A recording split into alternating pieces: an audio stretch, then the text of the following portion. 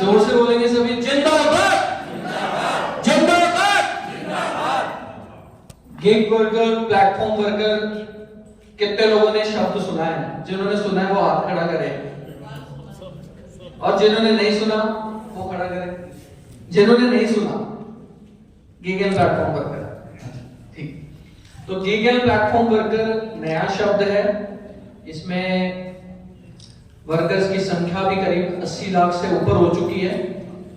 और जितनी भी आप ऑनलाइन इकोनॉमी जो भी देख रहे हैं, चाहे वो आपके घर में खाना मंगाना हो, डिलीवरी करना हो, आप घर यहाँ दिल्ली में आए हैं तो आपने देखा बहुत सारी टैक्सीज यहाँ पे चल रही है।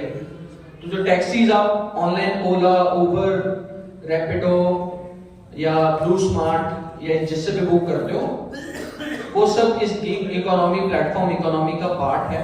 मतलब एक प्लेटफॉर्म, एक माध्यम, ऑनलाइन माध्यम, जिसके माध्यम से आप सर्विस लेते हो, कोई ना कोई प्रोडक्ट लेते हो, अमेज़न से माल मंगाते हो, जो घर पे डिलीवरी बॉय डिलीवर करने आता है, वो इस इकोनॉमी का पार्ट है। और इंडिया में ये इकोनॉमी करीब 25 लाख करोड़ से ऊपर की हो चुकी है। 25 लाख करोड़ से ऊपर की इकोनॉमी हो चुकी है। 350 लाख करोड़ की जो इकोनॉमी का साइज है, अर्थव्यवस्था का जो हमारे इंडिया का साइज है, उस साइज में 25 लाख करोड़ की इकोनॉमी हो चुकी है, जिसमें लाखों की संख्या में लोग आ रहे हैं और बढ़ते जा रहे हैं। जैसे कि ट्रक ड्राइवर आपने देखा होगा, एक वाहक, रिविगो, ब्लैक बग, इस टाइप के ऐसे बड़े बड़े प्लेटफॉर्म, मतलब माध्यम बन चुके हैं, जिसके माध्यम से बहुत सारे लोगों का धंधा एक ही जगह आ जाता है और वही फिर कंट्रोल करता है कि मुझे इसको धंधा देना है या इसको धंधा देना है।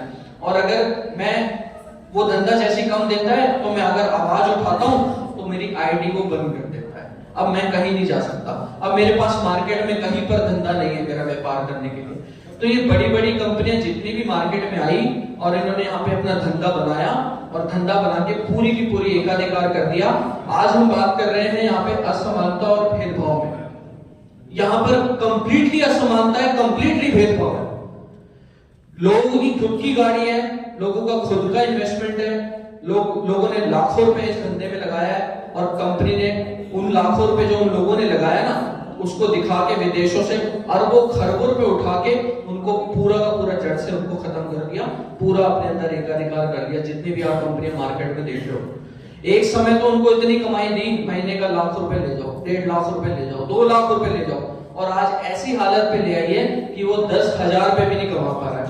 हमारे यहाँ पे गिल साहब है दिल्ली से, इन्होंने बहुत बड़ी हड़ताल करी है। ये लखनऊ से साथी हैं, कर्नाटक से अली जी हैं, ये सुमित जी हरियाणा से हैं, पूरे भारतवर्ष से अभी लोग आए हैं आप सभी को सुनने के लिए, आप सभी को जानने के लिए कि आप किस प्रकार से अलग अलग मुद्दों पे काम करते हैं। तो हम इस मुद्दों पे काम करते हैं, इनके सामाजिक और आर्थिक अधिकारों के लिए काम करते हैं कि कैसे यह समानता को हम लेवल कर सके। क्योंकि लोगों का इन्वेस्टमेंट था, लोग धंधा खोल के बैठे थे। आज स्विगी जोमेटो से आप ऑर्डर करते हो, जो रेस्टोरेंट उसके ऊपर जुड़ा हुआ है, जो डिलीवरी बॉय उसके ऊपर काम कर रहा है, उस डिलीवरी बॉय को कंपनी ने पहले 60,000 रुपए की कमाई दी है, अब उसको 10,000 रुपए भी नहीं दे रही, कोई सुरक्षा नहीं। जो रेस्टोरेंट आप देख रहे हो, जो रेस्टोरेंट जुड़ा हुआ है, उससे 40-50% कमीशन ली जा रही है और उसका धंधा जिसको मर्जी इच्छा होती है कंपनी धंधा देती है, जिसको इच्छा नहीं होती नहीं देती है। आप जितनी भी इकोनॉमी देख रहे हो ना फ्यूचर में, सारी की सारी ऑनलाइन डेटा बेस्ड, एक मोबाइल से कंट्रोल होने वाली इकोनॉमी बनती जा रही है। केवल एक मोबाइल से कंट्रोल होगी। आपने देखा होगा कितने लोगों ने पुष्कर का मेला देखा है जहाँ पे ऊंट बिकते हैं, जहाँ पर घोड़े बिकते हैं। कितने लोगों ने देखा है कि घोड़े बिक रहे हैं, घोड़ों की बोली लग रही है, ऊंट की बोली लग रही है। आपको पता है इसको लेके भी एक प्लेटफॉर्म आ चुका है, animal.in, कि भैया आपको ऊंट खरीदना है, भैंस खरीदना है, आप जाओ वेबसाइट पे, बढ़िया जर्सी गाय मिल जाएगी, भैंस मिल जाएगी, वहां पे लो। अब वो animal.in क्या करेगा, जिसकी मर्जी भैंस बेचना चाहेगा वो बेचेगा, जिसका ऊंट बेचना चाहेगा वो बेचेगा, उसके हाथ में सारा कंट्रोल आ गया। जो उस फील्ड से जुड़ा है वो खत्म हो जाएगा। अब आपने और भी, मैं आपको बहुत सारे एग्जांपल दे सकता हूं। ब्रेक्टो, अपवर्क, फाइवर, ये ऐसे प्लेटफॉर्म है जिनके नाम भी आपने सुने। घर बैठा ऐप डेवलपर, फोटो डिजाइन करने वाला, इंजीनियर, डॉक्टर, वकील, ये भी इस इकोनॉमी का पार्ट बनते जा रहे हैं। कंस्ट्रक्शन वर्कर, जैसे आज हम BOCW की बात कर रहे हैं, ये भी फ्यूचर में प्लेटफॉर्म इकोनॉमी का पार्ट बन जाएंगे। कंट्रोल इकोनॉमी, जो कंट्रोल इकोनॉमी, जहां पर जिस कंपनी के पास में बहुत पैसा है, उबर के पास में 2 लाख करोड़ रुपए है, ओला के पास में 35,000 करोड़ रुपया है। टोटल इकोनॉमी का साइज देखे तो मैं 25 लाख करोड़ रुपए तो उनके पास, 10 लाख करोड़ रुपए तो उनके पास पैसा है। वैल्यूएशन का जो साइज है वो 25 लाख करोड़ रुपए, इतना पैसा है। अब बताइए कितनी बड़ी ताकतों से हमारे को लड़ना पड़ रहा है। लेकिन फिर भी हम लड़े, और राजस्थान में हमने लड़ाई करते करते, हमारे जितने भी साथी आप देख रहे हो, इन्होंने लड़ाई करते करते रहे। इस गैर जो यहाँ पर बात कर रहे हैं ना, असमानता और भेदभाव की, इसको मिटाने के लिए राजस्थान में सभी के प्रयासों से हमारे चंदन भाई, निर्मल जी और सभी साथियों को सहयोग रहा है इसमें। ये लड़ाई ऐसे नहीं गई, सभी का सहयोग रहा पॉलिसी में, ड्राफ्टिंग में, कानून बनाने में। तो राजस्थान में पहला कानून सामाजिक सुरक्षा का बना है, इसमें 200 करोड़ रुपए का बजट भी सरकार ने डाला है, और हर राइड पे 2% सेस कलेक्ट होगा। सेस कलेक्ट होके बोर्ड में आएगा, त्रिपक्षीय बोर्ड है जिसमें सरकार, कंपनी और वर्कर के तीनों के जो त्रिपक्षीय बोर्ड, तीनों के जो रिप्रेजेंटेटिव वहां बैठेंगे, सरकार के साथ एक साथ चर्चा कर सकेंगे, कंपनी के साथ एक साथ चर्चा कर सकेंगे।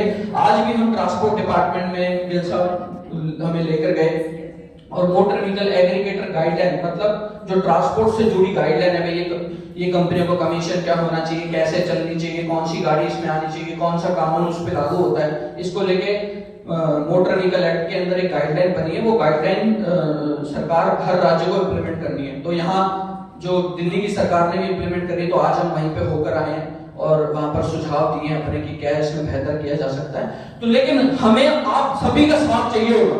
जब तक आप सबका साथ नहीं होगा, हम इस लड़ाई को नहीं जीत सकते, नहीं जीत सकते। 80 लाख लोगों को ऑर्गेनाइज करना है।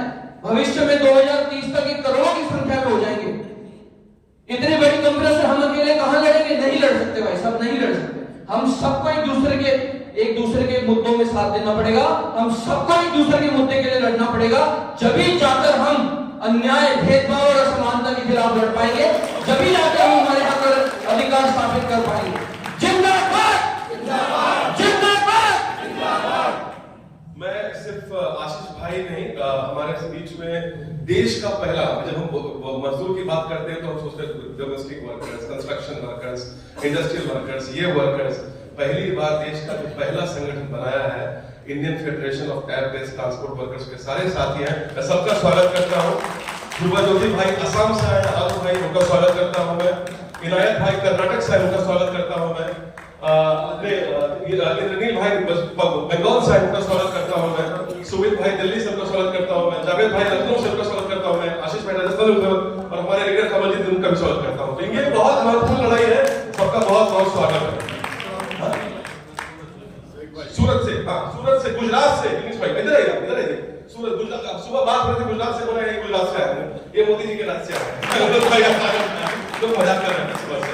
आपका भी स्वागत है।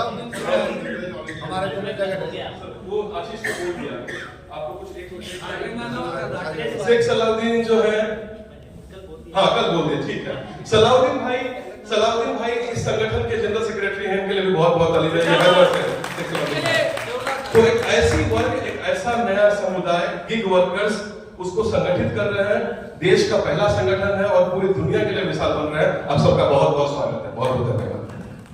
थैंक यू आशीष भाई और तमाम साथी ने बताया कि जो बात कही कि ये जो हमारा आना है, हम लोग जो आए हैं अलग अलग राज्यों से, अलग अलग आंदोलनों से, मेरे ख्याल से अपने आप में एक ऐतिहासिक पल है। इसलिए इसको ऐतिहासिक हम बोल रहे हैं क्योंकि पहली बार हम अलग अलग आंदोलन के लोग, पहचान के लोग एक साथ बैठे हैं और एक मुद्दा पे सहमति भी बना पा रहे हैं कि असमानता या गैर बराबरी और भेदभाव के खिलाफ हम सबको लड़ना है। और ये आसान काम नहीं होता है। अगर आप 10 तरह से आंदोलन एक साथ बैठेंगे